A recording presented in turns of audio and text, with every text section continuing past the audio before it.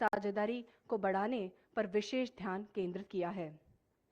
महोदय के नेतृत्व और मार्गदर्शन के ने देश की रक्षा नीति को नई ऊंचाइयों तक पहुंचाया है और हमारे सशस्त्र बलों का मनोबल सशक्त किया है।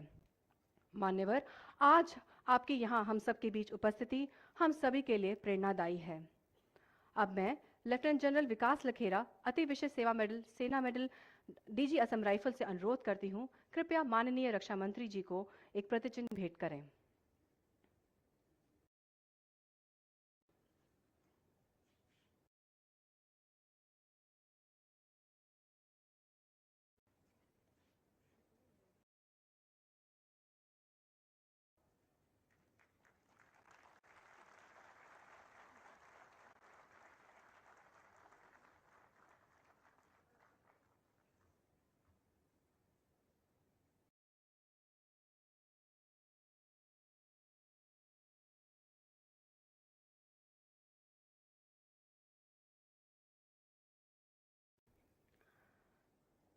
अष्टलक्ष्मी स्वरूप पूर्वोत्तर भारत अपनी मनमोहक वादियों से परिपूर्ण सुंदरता, अतुलनीय सांस्कृतिक धरोहर तथा अनगिनत कला रूपों के कोष के कारण विश्व भर में बहुचर्चित है। आइए अब हम दिल्ली में पढ़ रहे मणिपुर के माओ समुदाय के छात्रों द्वारा एक विशेष प्रस्तुति के माध्यम से उत्तर पूर्व की एक अद्भुत सांस्कृतिक विरासत की एक झलक देखें, जहां इस नृत्य में पुरुषों द्वारा अपने शौर्य और साहस का प्रदर्शन किया जाएगा तथा युद्ध में यह नृत्य युद्ध में विजय होने की खुशी में मनाया जाता है। इसी के विपरीत इसी नृत्य में महिलाओं के द्वारा उनका सद्भाव, अनुग्रह और एकता का चित्रण होगा। तो आइए इस खास प्रस्तुति का मंच पर स्वागत करें।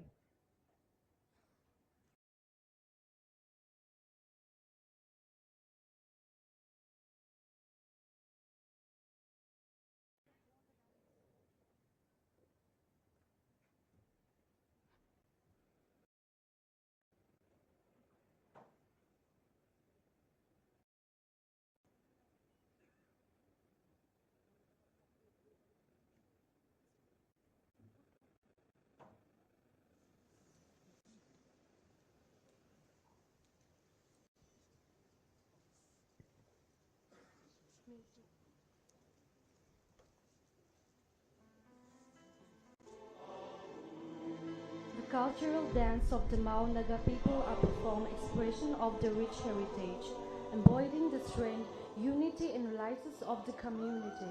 As one of the indigenous tribe of Manipur, the Mao Naga traces their origins to Makil or Makrifel, a place of deep historical and spiritual significance for the border Naga community.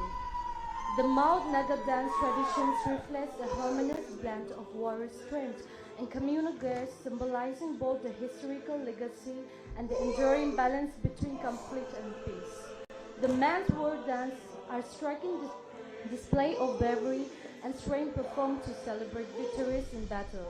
And to honor the courage of warriors, the dance features powerful movement, including symbolic combat gestures, accompanied by the rhythmic beats of drums and war cries, embodying the warrior legacy of the Mao Naga people. In contrast, the women dances reflect harmonious grace and unity. Performed during festival and communal gatherings, these dances emphasize synchronous movement of flowing patterns, symbolizing the vital role of a woman in maintaining social cohesion and peace. The women's dances often feature delicate hand gesture and rhythmic footwork, accompanied by the traditional music and chants to celebrate life and prosperity.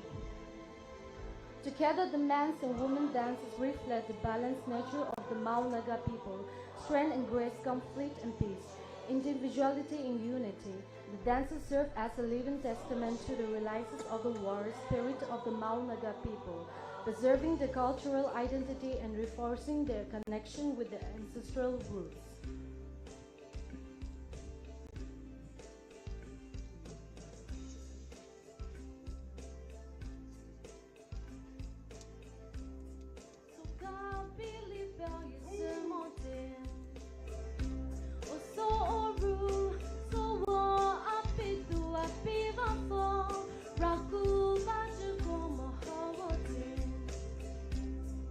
True we know, true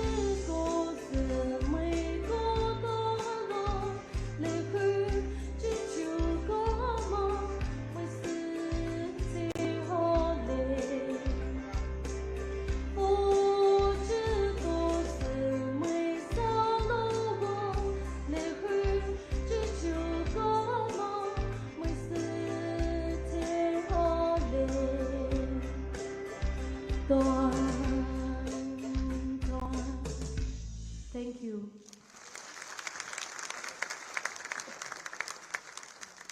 ये मधुर संगीत और ये जोश भरी प्रस्तुति निश्चित ही हम सभी को हमेशा याद रहेगी। अब मैं आदरणीय मुख्यमंत्री अरुणाचल प्रदेश श्री पेमा खांडू से सभी को संबोधित करने का अनुरोध करती हूँ।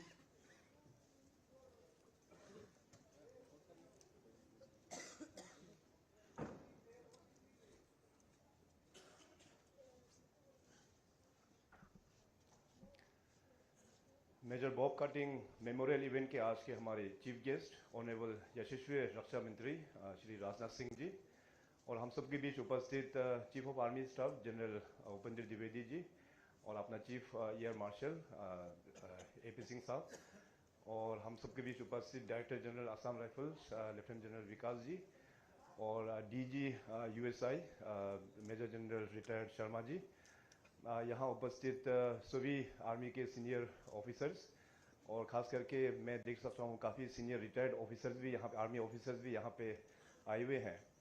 और आज खास करके हम सबके बीच उपस्थित मेजर बॉब कटिंग के दोनों बेटे, बड़ा बेटा अपना मिस्टर जॉन कटिंग जी और second son mister Doland Khathing ji and सभी फैमिली मेम्बर्स, आपको यहाँ देख के बहुत अच्छा लगा। और सबसे पहले मैं अपने ओर से इंडियन आर्मी और ख़ास करके असम राइफल्स एंड USI को बहुत बहुत तहे दिल से धन्यवाद प्रकट करता हूँ कि आप लोग ने major Bob Khathing memorial event में और आज हमको भी याद किया और इस अच्छा इवेंट में शरीक होने का मौका मिला है। खास करके मेजर बॉब कटिंग का जो भी इवेंट होता है, अगर अरुणाचल छूट जाए तो वो प्रोग्राम को भी सक्सेसफुल या फुल कंप्लीट भी नहीं होगा, ये हम मानते हैं।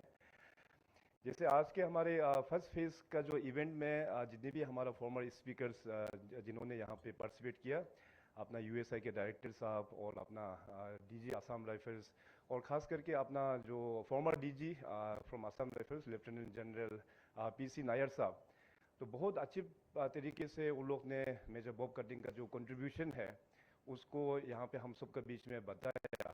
और अंत में अपना बॉब कटिंग जी के बेटे श्री जॉन कटिंग जी ने मेजर बॉब कटिंग के अपने पर्सनल लाइफ का भी बारे में हम सबको अवगत कराया है।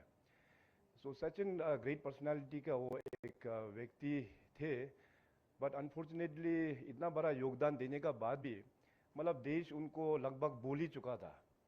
इनफैक्ट आप लोगों को बिलीव नहीं होगा, अभी जिस प्रकार से मेजर बॉब कटिंग ने अरुणाचल प्रदेश और ख़ास करके तवांग के लिए जो उन्होंने योगदान दिया है, और आप में से आज यहाँ उपस्थित काफ़ी सारा अपना आर्मी ऑफिसर्स यहाँ पे बैठे हुए हैं, आप लोगों को शायद पता नहीं होगा कि मैं अरुणाचल प्रदेश का मुख्यमंत्री तो ज़रूर है, मगर मैं बिलोंग करता हूँ तवांग से।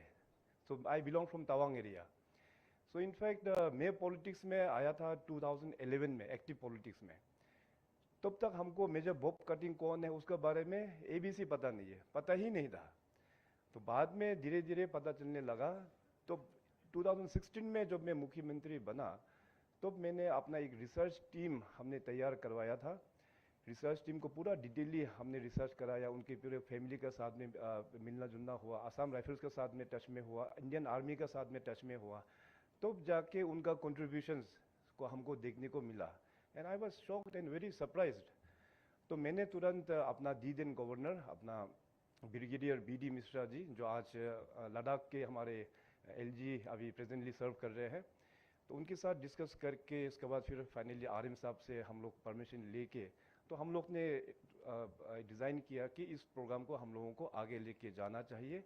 और 2021 में हम लोग ने तवांग में मेजर बॉब कटिंग मेमोरियल का वहाँ पे एक म्यूज़ियम का हम लोग ने फाउंडेशन ले किया। उस वक्त में अपना फॉर्मर CDS साहब भी वहाँ पे उपस्थित थे। तो इसका बाद इस बार लास्ट ईयर हम लोग ने 31 अक्टूबर 2024 में उसका उद्घाटन किया है।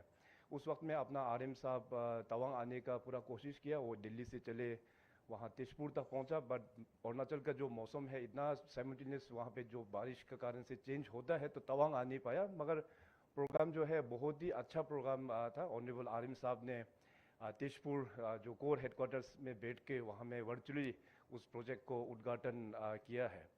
सो मेजर बॉब कटिंग का जो कंट्रीब्यूशन है, हम खास करके अरुणाचल के वासी, तवांग के और नॉर्थ ईस्ट के सभी लोग हम लोग कभी भूल नहीं पाएंगे। उनका कैरियर का बारे में आप सभी लोग ने पावर पॉइंट प्रेजेंटेशन में भी देखा। एक छात्र लीडर से लेके इसका बाद प्रोफेशन के रूप में एक टीचर से लेके हेडमास्टर भी बने, तब जाके फाइनली वो एक एम्बेसडर, एक अच्छा डिप्लोमेट भी बने। सो उस बीच में वो इतना सारा चीज़ रोल निभाया कि उनके जो बेटे हैं अपना जॉन कटिंग साहब ने सही बोला है कि एक व्यक्ति का इतना मल्टी डिसिप्लिनरी जो उन्होंने जो कार्य किया है, दैट इज़ अमेजिंग। तो टीचर से लेके पॉलिटिशियन भी बने, वो मणिपुर का मिनिस्टर भी वो कुछ समय के लिए था, फिर अपना आर्मी में भी आया, मतलब सिविल सर्विस में भी गया। तो इस प्रकार का मल्टी डायमेंशनल कैरेक्टर आजकल के दुनिया में देखना ये तो पूरा असंभव ही है।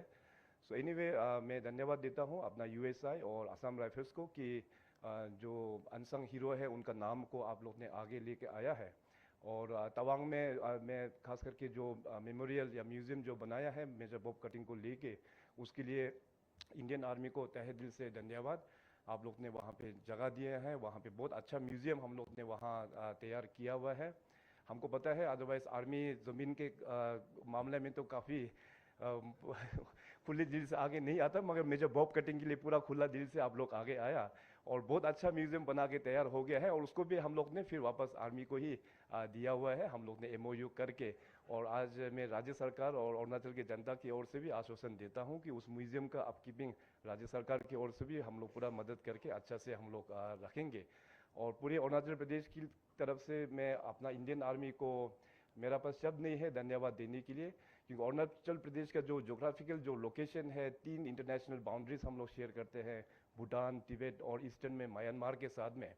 और लास्ट 2 इयर्स में, पिछले 2 सालों में जो वाइब्रेंट विलेज प्रोग्राम जो लॉन्च किया है माननीय यशस्वी प्रधानमंत्री नरेंद्र मोदी जी के लीडरशिप पर, उस वाइब्रेंट विलेज प्रोजेक्ट को लेके अरुणाचल में बहुत अच्छा काम हो रहा है।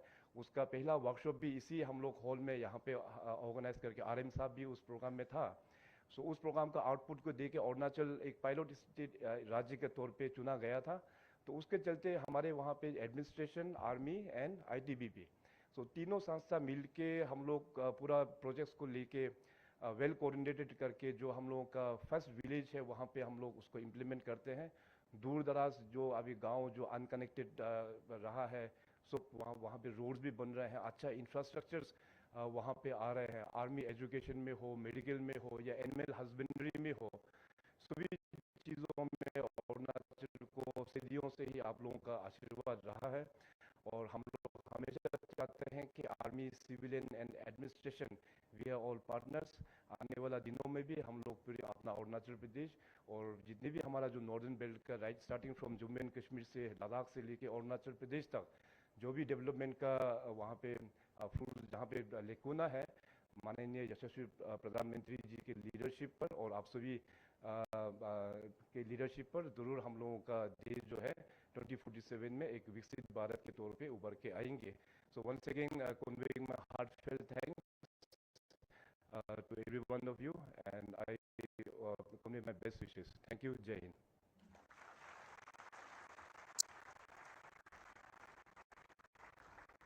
धन्यवाद सर। माननीय श्री राजा सिंह जी, आज आपकी हमारे बीच उपस्थिति के लिए हम सभी अत्यंत ही कृतज्ञ हैं। अब मैं आपसे अनुरोध करती हूँ, कृपया मंच पर आकर इस सभा को संबोधित करें।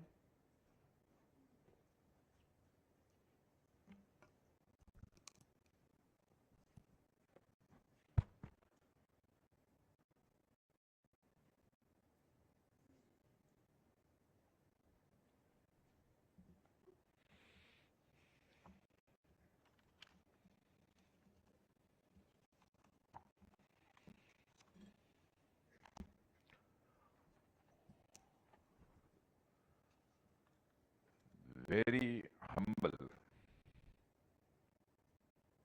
doer and dynamic Chief Minister of the Arunachal Pradesh, Sri Pemaji Khandu.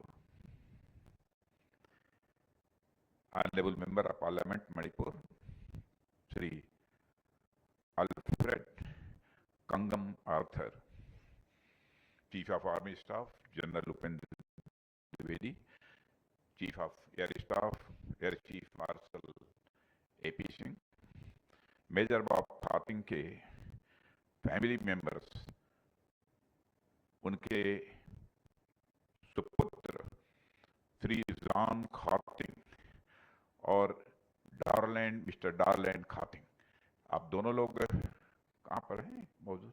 अच्छा, प्लीज जरा एक बार खड़े हो जाएं, सब लोग देखकर आपका स्वागत करेंगे। फैमिली मेंबर्स दोनों लोग, बहुत अच्छा।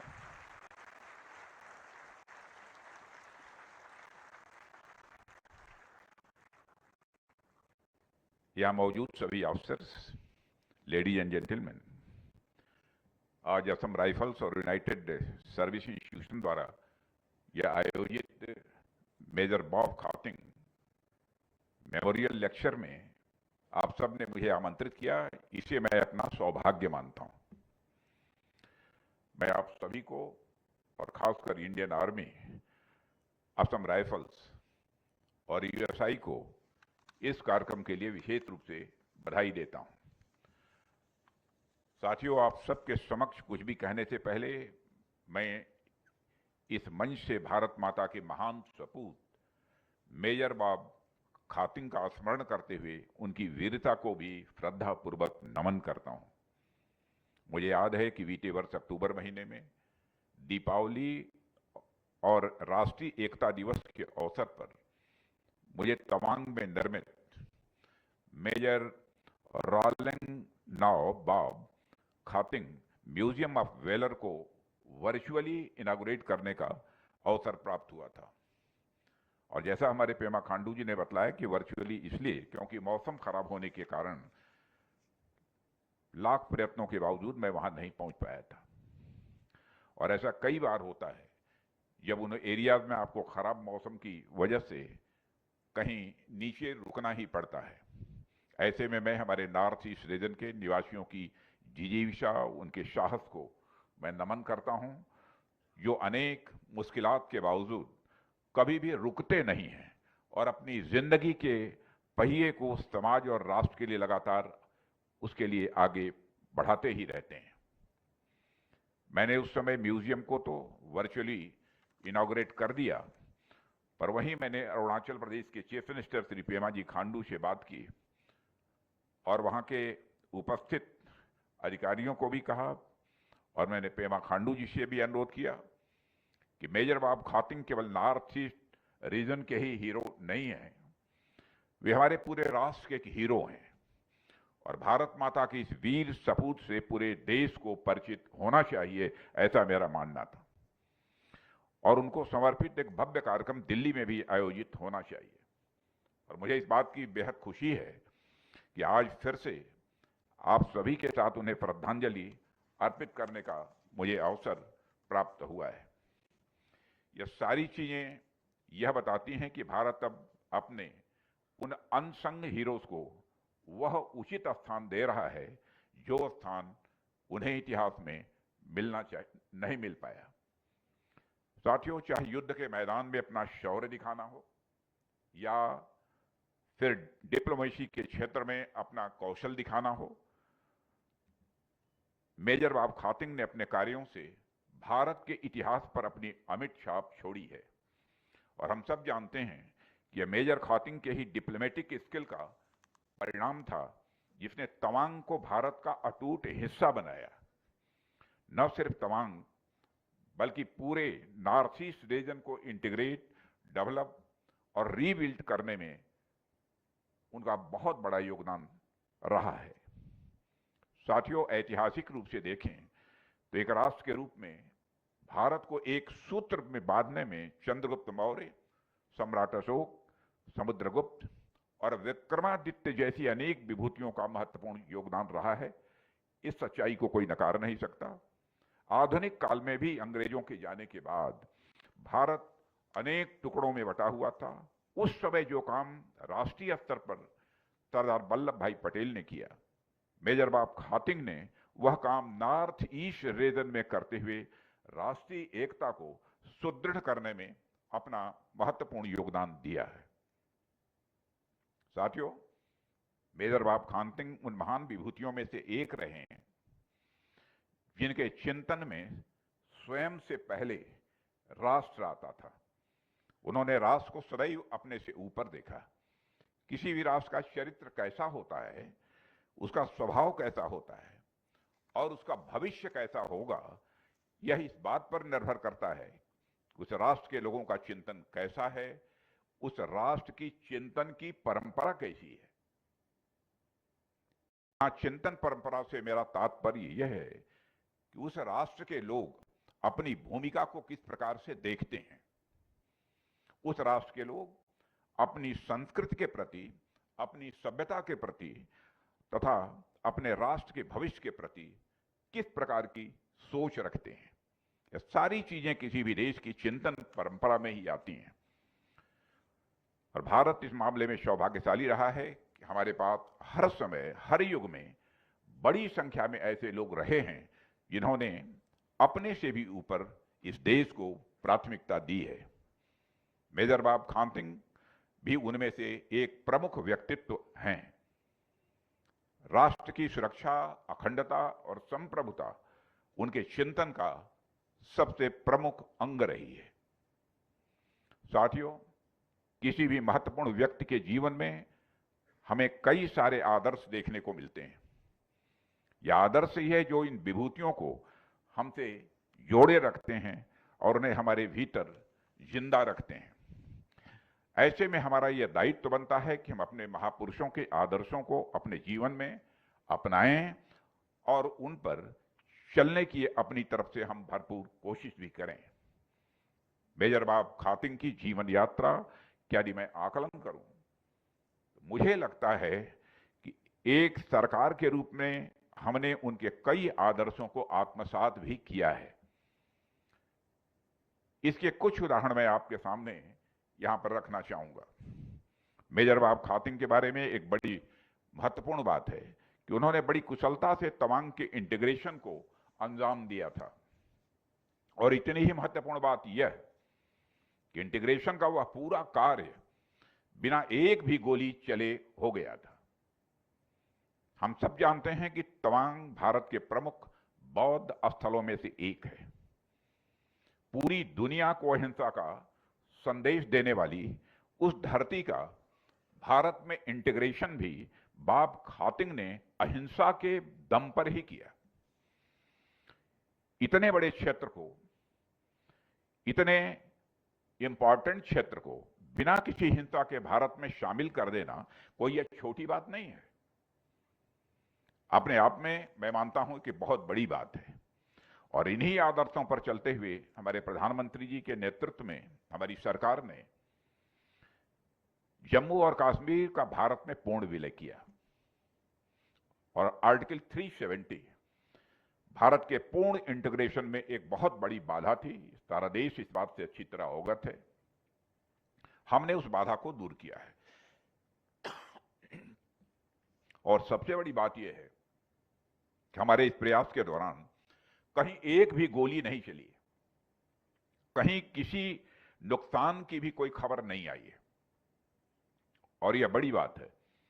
हमने सभी स्टेक होल्डर्स को ध्यान में रखकर पूरी सुरक्षा के साथ, बेहद शांति के साथ इस कार्य को संपन्न किया है।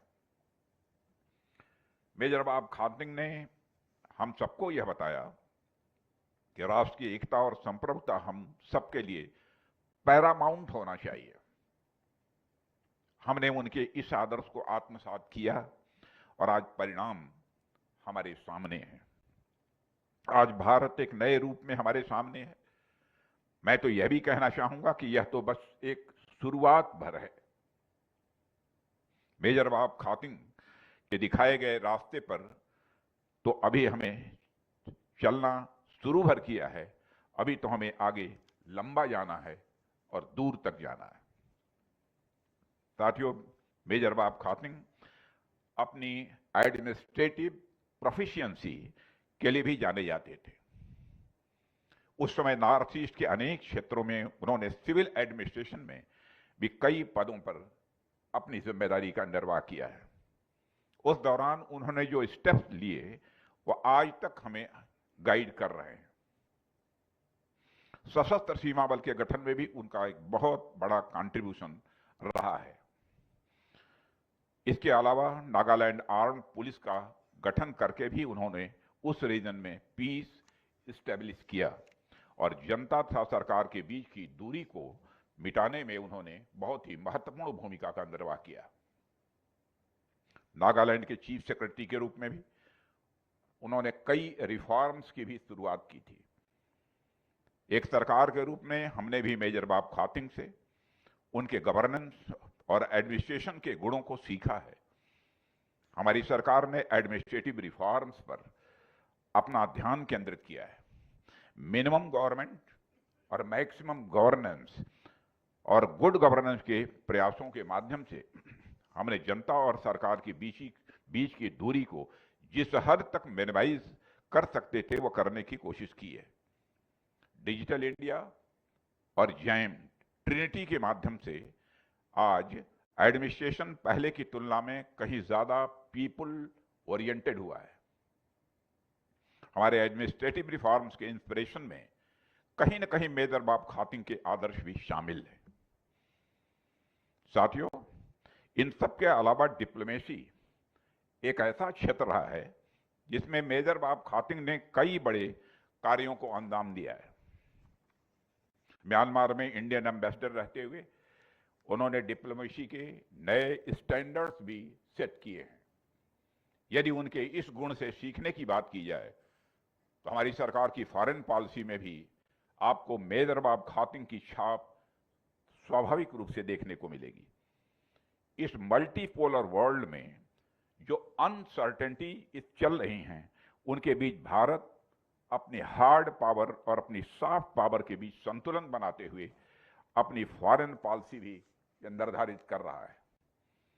इस दुनिया में भारत ने जिस तरह से अपनी पोजीशन को मजबूती के साथ स्थापित किया है, वह हम सबका सीना चौड़ा कर देने वाला है। आज यह बात पूरी दुनिया अनुभव कर रही है कि अब भारत पहले वाला भारत नहीं रहा है। आज एक नया, एक सशक्त और एक संगठित भारत उभर कर दुनिया के सामने आया है।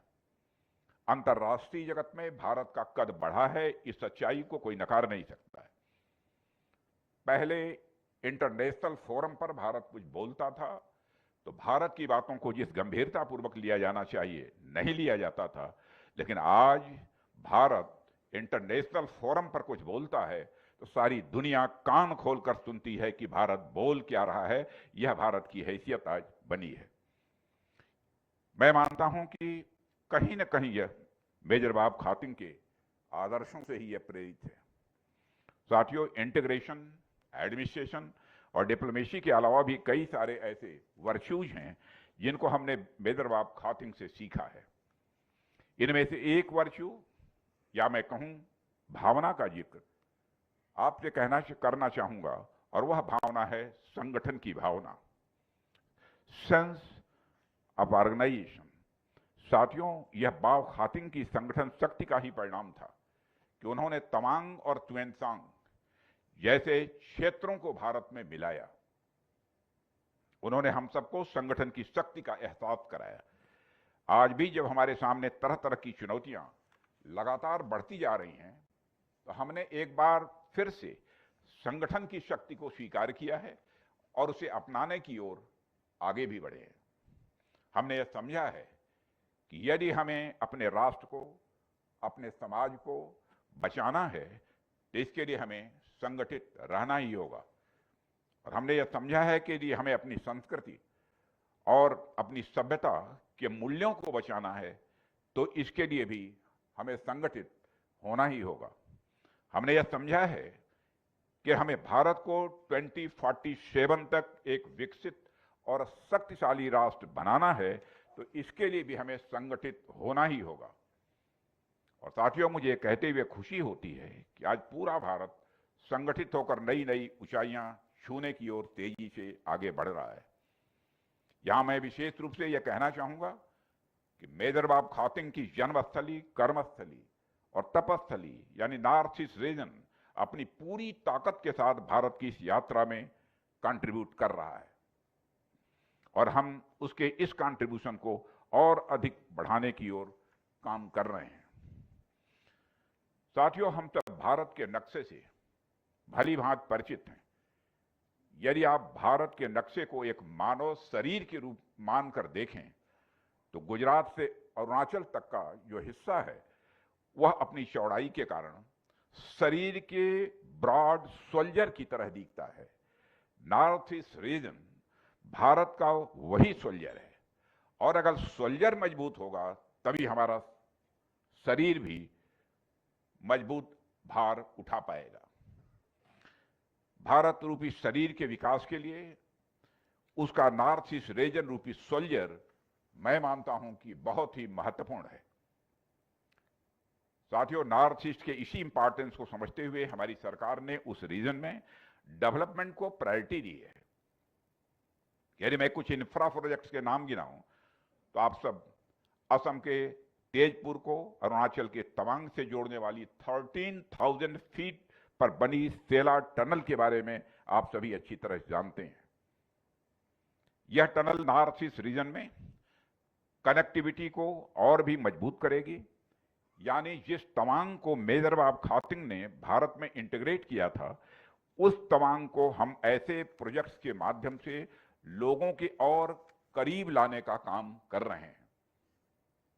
इसके अलावा अरुणाचल फ्रंटियर हाईवेज की शुरुआत भी पूरे नॉर्थ ईस्ट रीजन को, स्पेशली बॉर्डर एरियाज को यूनाइट करने में बहुत बड़ी भूमिका निभाएगा। और लगभग 2000 किलोमीटर लंबा यह हाईवे नॉर्थ ईस्ट रीजन के लिए, और एक तरह से कहें तो भारत के लिए, किसी स्ट्रेटेजिक एसेट से कम नहीं है। यह पूरे रीजन के लिए इकोनॉमिक एसेट का भी काम करेगा। साथियों, रोड्स के थ्रू और ब्रिजेज के थ्रू भी हमारी सरकार ने न सिर्फ प्लेसेस के बीच के डिस्टेंस को कम किया है, बल्कि दिलों के बीच की दूरियों को भी मिटाने में काफी हद तक हम लोगों ने कामयाबी हासिल की है।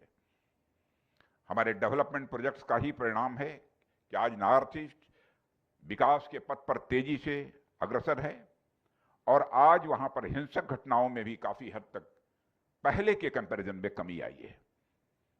इन सब प्रयासों के ऐसे परिणाम हमारे सामने हैं जिनकी हमने कभी कल्पना भी नहीं की होगी।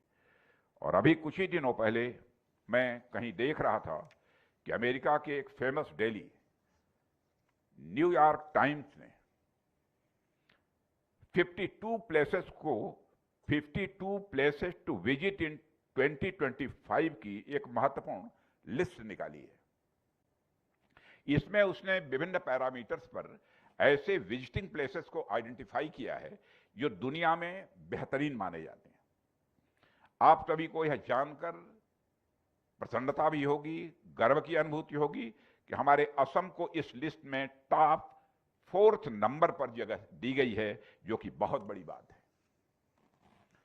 आज हम सब जब भी नॉर्थ ईस्ट रीजन में जाते हैं तो वहां की सुंदरता को देखकर स्वाभाविक रूप से कोई भी मोहित होता है, लेकिन इतने सुंदर प्रदेश को भारत में शामिल करने में जिन लोगों का योगदान रहा है, उन लोगों को कहीं न कहीं भुला दिया गया था। इसलिए मैं समझता हूं कि इस प्रकार के आयोजन हम सभी के लिए एक ऐसा अवसर देते हैं कि हम उनका स्मरण करें और उनके प्रति अपनी श्रद्धांजलि भी व्यक्त करें। साथियों, आज का दिन मेजर बाब खातिंग को तो याद करने का दिन है, साथ ही साथ उनके बताए गए आदर्शों पर चलने के संकल्प को दोहराने का भी यह दिन है। हमें यह प्रण लेना होगा कि हम राष्ट्र को स्वयं से हमेशा ऊपर रखेंगे। हमें यह प्रण लेना होगा कि हम पूरी ईमानदारी के साथ अपने कर्तव्यों का निर्वहन करेंगे। हमें यह प्रण लेना होगा कि हम निर्भीक होकर अपने लक्ष्यों की प्राप्ति की ओर तेजी से आगे बढ़ेंगे, और हमें यह प्रण लेना होगा कि हम हमेशा संगठित रहेंगे। यही ऐसे आयोजनों की मैं समझता हूं सबसे बड़ी कामयाबी होगी, सबसे बड़ी सफलता होगी। हम एक ऐसे भारत का निर्माण कर रहे हैं जहां पर होली में अबीर और गुलाब के साथ साथ देश में राष्ट्र प्रेम के रंग उड़े। हम एक ऐसे भारत का निर्माण कर रहे हैं जहां दीपावली में दीपों के प्रकाश के साथ साथ देश प्रेम का प्रकाश फैले। हम एक ऐसे भारत का निर्माण कर रहे हैं